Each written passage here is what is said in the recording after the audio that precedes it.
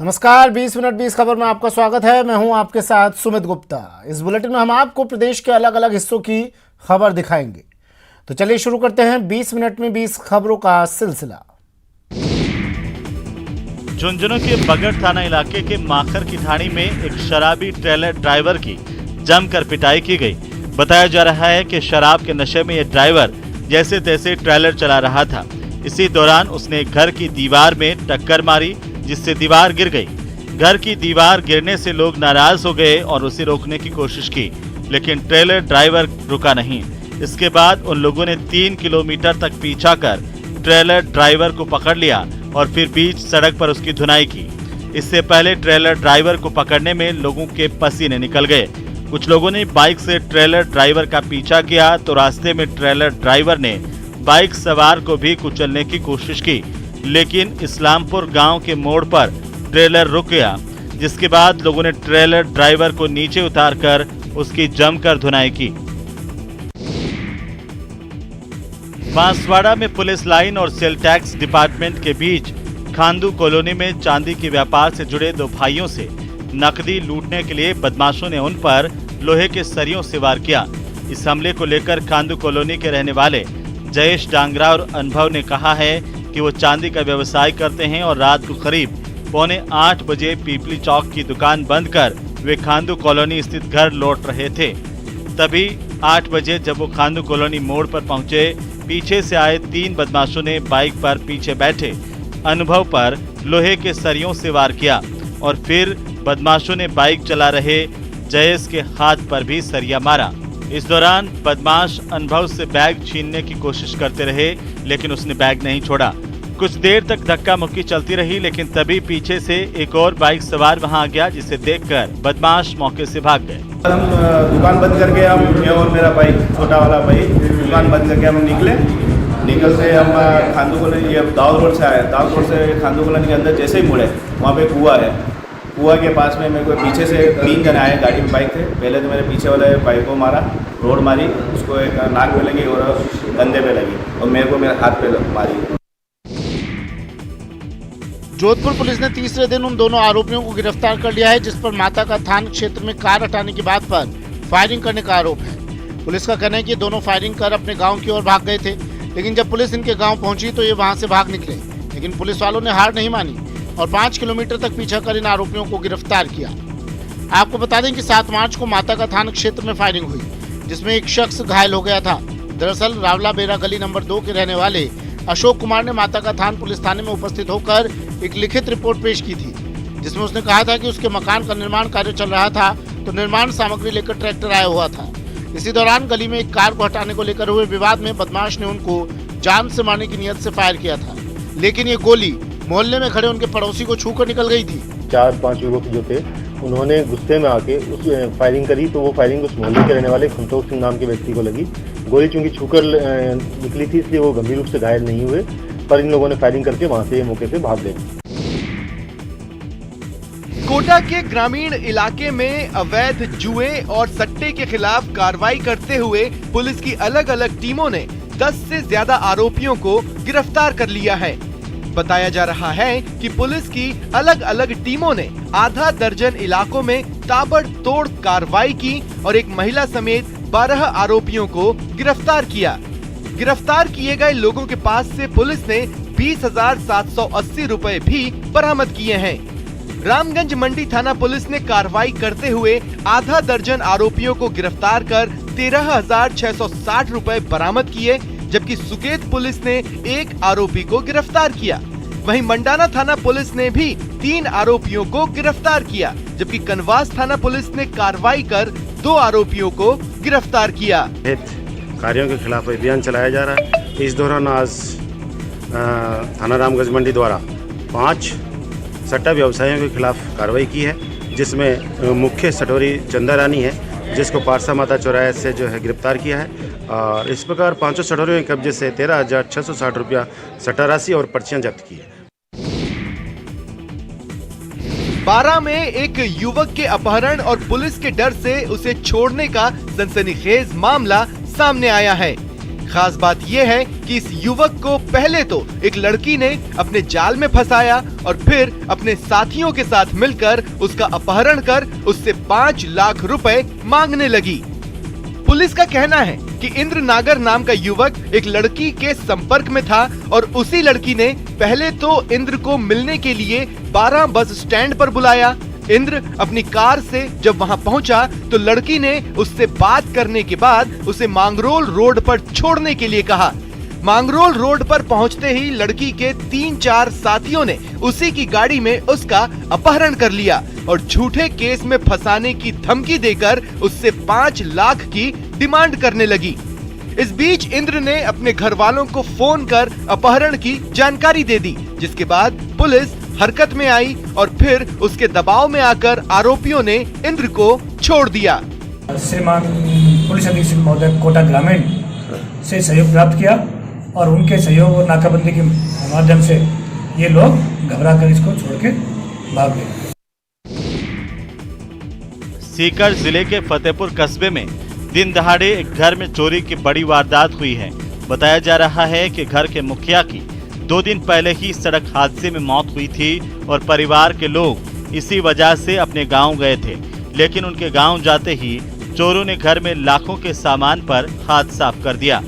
चोरी की इस वारदात की खबर परिवार के लोगों को तब लगी जब वो लोग रात के वक्त कपड़े और दूसरे सामान लेने के लिए घर आए। उन्होंने यहाँ पर आकर देखा तो उनके होश उड़ गए।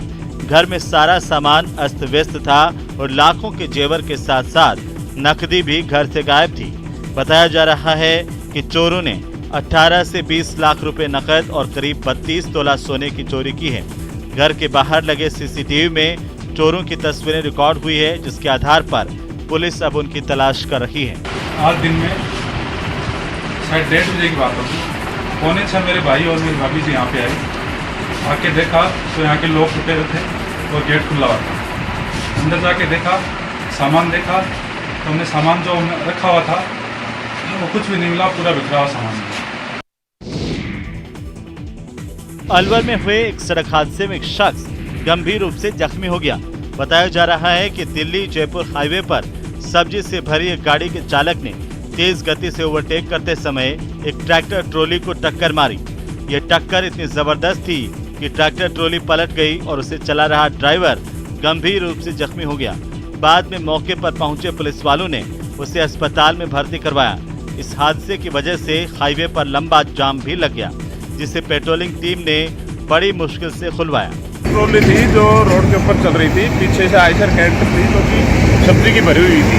अच्छा, हमने ट्रैक्टर ट्रॉली को हिट कर दिया। ट्रैक्टर ट्रॉली रोड के ऊपर पलट गई, पूरी तरीके से रोड बंद हो गया, जिसमें पेट्रोलिंग NHI पेट्रोलिंग आके एक लाइन को चालू करवाया। अभी इसको उठाने में लगी हुई पेट्रोलिंग टीम। अभी JCB आ रही है, क्रेन की सहायता से इसको उठाया जा रहा है। 12 में नेशनल हाईवे संख्या 27 पर एक बड़ा हादसा हुआ है। यहाँ उल्टी दिशा से आ रहे ट्रैक्टर ट्रॉली को बचाने के चक्कर में बस ड्राइवर का बस से नियंत्रण खत्म हो गया और वो बेकाबू होकर बीच सड़क पर पलट गई। बस के इस कदर पलटने से उसमें सवार यात्रियों में से 15 से ज्यादा यात्री जख्मी हुए हैं, जिन्हें इलाज के लिए 12 जिला अस्पताल पहुंचाया गया। पुलिस का कहना है कि यह हादसा 12 जिले के सदर थाना इलाके में किशनगंज पार्वती पुलिया के पास हुआ है और ये बस गुजरात के राजकोट से उत्तर प्रदेश के झांसी जा रही थी। एक प्राइवेट बस आ रही थी, राजकोट से झांसी जा रही थी। उसमें सवारियां थी तो उल्टी साइड से एक ट्रैक्टर आया और ट्रैक्टर के थोड़ा साइड उसमें बस में लग गई तो इसे डिवाइडर से टकरा के बस उल्टी हो गई। अहमदाबाद गुजरात से आ रही है, राजकोट से मध्य प्रदेश की तरफ जा रही है और उसका दुर्घटना ट्रैक्टर से रॉन्ग साइड से हो गया। वहाँ पर कुछ भी गया, DSP गई, वहाँ से पुलिस स्टाफ गया, डाइवर्ट करवाया, गाड़ी लोग को ट्रेन मंगवाई, एम्बुलेंस की व्यवस्था करवाई। झुंझुनू के सबसे बड़े सरकारी मोरारका कॉलेज में पहले तो भूकंप के चलते बिल्डिंग में दरार आने और विद्यार्थियों के फंसे होने की खबर पर हड़कंप मच गया, लेकिन बाद में पता चला कि ये तो मॉक ड्रिल थी। दरअसल NDRF की 6ठी बटालियन की टीम यहाँ आई थी, जिन्होंने भूकंप आने के बाद होने वाले बचाव कार्यों का प्रदर्शन किया।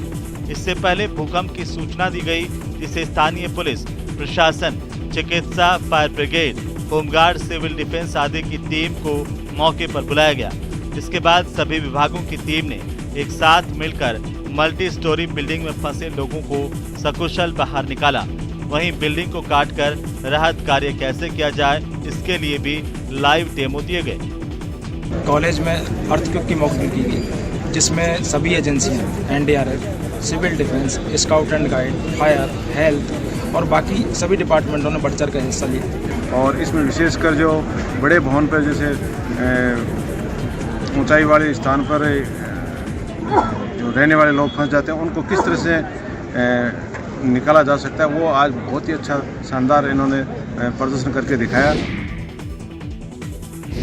कोटा में पानी की सप्लाई बंद होने की वजह से लोगों को भारी परेशानी का सामना करना पड़ रहा है। नए कोटा के कोचिंग इलाके में छात्रों समेत आम लोगों को पीने का पानी लाने के लिए आसपास के इलाकों के चक्कर लगाने पड़ रहे हैं। दरअसल UIT की ओर से पाइपलाइन में फ्लो मीटर लगाने, चैनलों का लीकेज ठीक करने और स्लूस गेट लगाने का काम इन दिनों किया जा रहा है। इसी काम की वजह से 9 तारीख की सुबह से ही पानी की सप्लाई बंद है। जलदाय विभाग का कहना है कि उन्होंने पहले ही कहा था कि पाइपलाइन की मरम्मत में 2-3 दिन लगेंगे, लिहाजा लोग अपने पास पानी का स्टॉक कर लें, लेकिन लोगों ने ध्यान नहीं दिया, जिसकी वजह से उन्हें परेशानी हो रही है। बहुत ज़्यादा परेशानी आ रही है हमारे लिए पानी के लिए। और पानी बदलो तो लाइन तो भी बदली थी, 2 दिन से पानी नहीं आ रहा है। पहले भी लाइन बदली थी इन्होंने? पहले भी लाइन बदलती है, वापस 2 दिन के लिए हमारे बहुत ज़्यादा परेशानी आ रही है। कहाँ जाए पानी लेने? झुंझुनू के बुहाना SDM सुनील चौहान आज अचानक पचेरी कला पहुंचे, जहां पर उन्होंने पुलिस थाने का निरीक्षण किया। इसके बाद वे पंचायत भवन पहुंचे, जहां पर उन्होंने जनसुनवाई की, लेकिन ये जनसुनवाई उस वक्त मजाक बन गई जब तमाम कोशिशों के बाद भी 4-5 लोग ही अपनी समस्या लेकर पहुंचे। बताया जा रहा है कि SDM सुनील चौहान इस पंचायत में जनसुनवाई करेंगे। इसका कोई कार्यक्रम नहीं था और न ही किसी को इसकी कोई जानकारी थी, लेकिन SDM ने आकर सरपंच को फोन किया और बताया कि वे जनसुनवाई करेंगे। सरपंच पति जल्दबाजी में इसकी व्यवस्था करवाई, लेकिन इतने कम वक्त में लोग 8-10 लोग ही वहाँ पहुँच पाए। मेरे द्वारा पटवारी, गोल्ड लेक निरीक्षक और थाने का निरीक्षण किया गया और पंचायत स्तरीय जनसुनवाई का आयोजन हुआ, इसमें 4 या 5 परिवार आए हैं और SDM के सामने अपनी समस्या रखी। SDM ने यहाँ 5-6 लोगों की समस्याएं तो सुन ली, लेकिन अब लोग सवाल उठा रहे हैं कि अचानक से हुई इस जनसुनवाई का क्या मतलब है। जोधपुर नगर निगम का केरू डंपिंग यार्ड हवाई मार्ग के लिए बाधा बन गया है। यहाँ बढ़ते कचरे की वजह से पक्षियों की संख्या भी बढ़ गई है। उनकी बढ़ती संख्या की वजह से एयरफोर्स ने केरू से सटे 5 किलोमीटर के क्षेत्र को नो फ्लाइंग जोन घोषित कर दिया है। एयरफोर्स के साथ साथ इस डंपिंग यार्ड के आसपास रहने वालों के लिए भी ये परेशानी का सबब बन रहा है।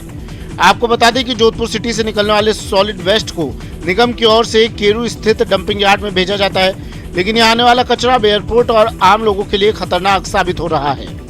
लेकिन डंपिंग स्टेशन आने की वजह से शहर का इस साइड में विकास भी नहीं हुआ है और खुले में कचरा पड़ा रहता है और इतनी दुर्गंध और इतनी धुआं, इतनी गंदगी होती है कि आसपास के बाशिंदों को बहुत तकलीफें हैं। अगर सरकार इसका कुछ टेक्निकल तरीके से इस कचरे का ऐसा उपयोग करे जिससे गंदगी न फैले।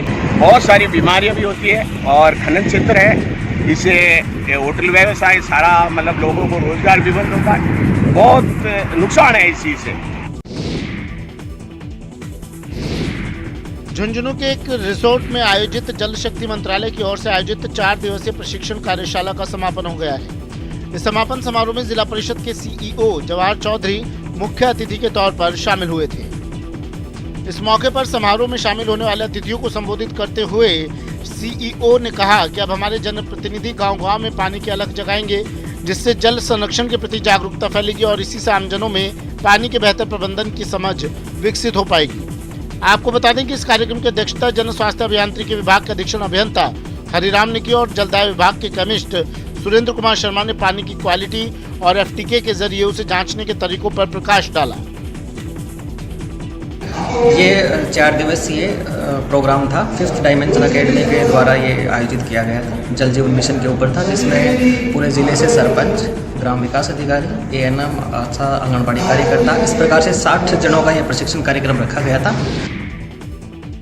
कोरोना की तीसरी लहर के 2 महीने बाद डूंगरपुर जिला कोरोना मुक्त हो गया है। खास बात यह है कि जिले में अब एक भी कोरोना का एक्टिव केस नहीं है। ऐसा होने की वजह से अब स्वास्थ्य विभाग के अधिकारी राहत की सांस ले रहे हैं। डूंगरपुर में कोरोना की तीसरी लहर 4 जनवरी से शुरू हुई थी। 2 महीने में यहाँ 7,085 कोरोना पॉजिटिव केस आए और इसमें से केवल 31 लोगों को हॉस्पिटल भर्ती करने की जरूरत पड़ी, जबकि 3 मरीजों की मौत हुई। कोरोना के आखिरी केस की बात करें तो यहाँ 4 मार्च को आखिरी बार 3 पॉजिटिव केस आए थे और कोविड गाइडलाइन के अनुसार 7 दिन का पूरा समय होने पर उन मरीजों को भी कोरोना नेगेटिव घोषित कर दिया, जिसके बाद डूंगरपुर कोरोना मुक्त हो गया है।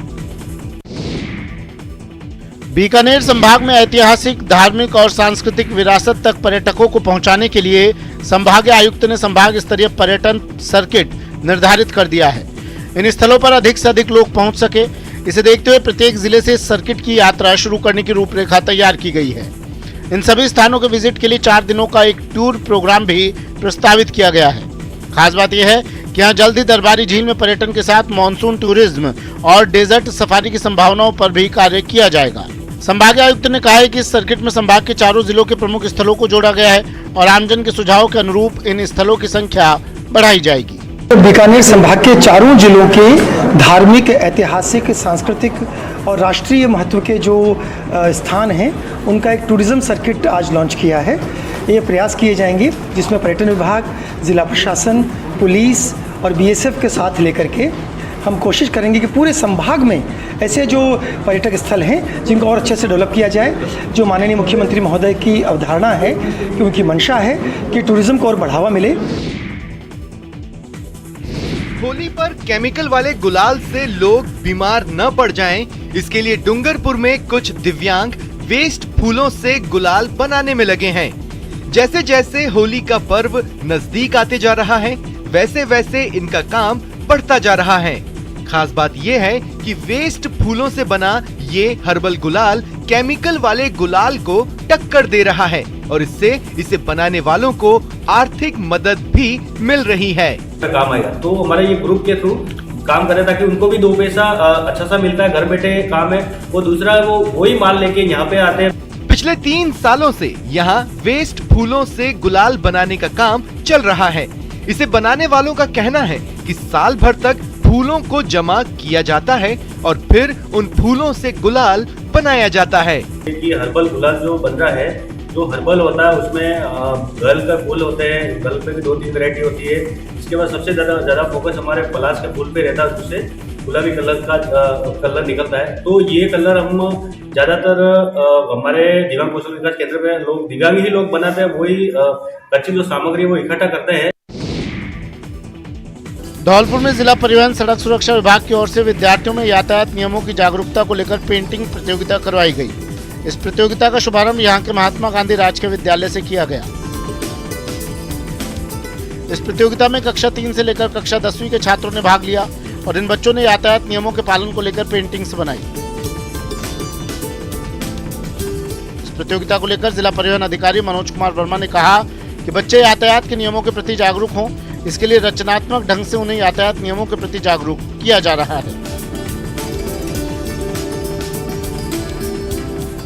खास बात यह है कि सड़क सुरक्षा जीवन रक्षा विषय को लेकर चित्रकला प्रतियोगिता में यहाँ के बच्चों ने बढ़ चढ़कर अपनी भागीदारी निभाई।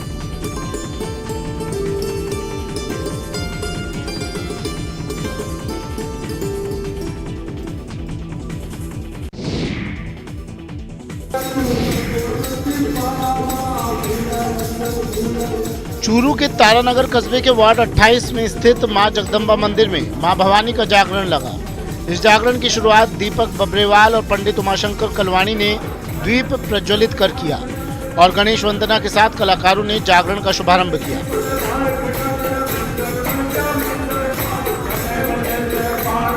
इस जागरण कार्यक्रम में मुकेश सैनी, अश्विनी इंदौरिया, परमानंद शास्त्री, शंकरलाल महेश्वरी, साहित्याचार्य पंडित गोपाल शास्त्री, विनय भारद्वाज, अंकित शर्मा जैसे कलाकारों ने एक से बढ़कर एक भजनों की प्रस्तुतियां देकर समा बांध दिया।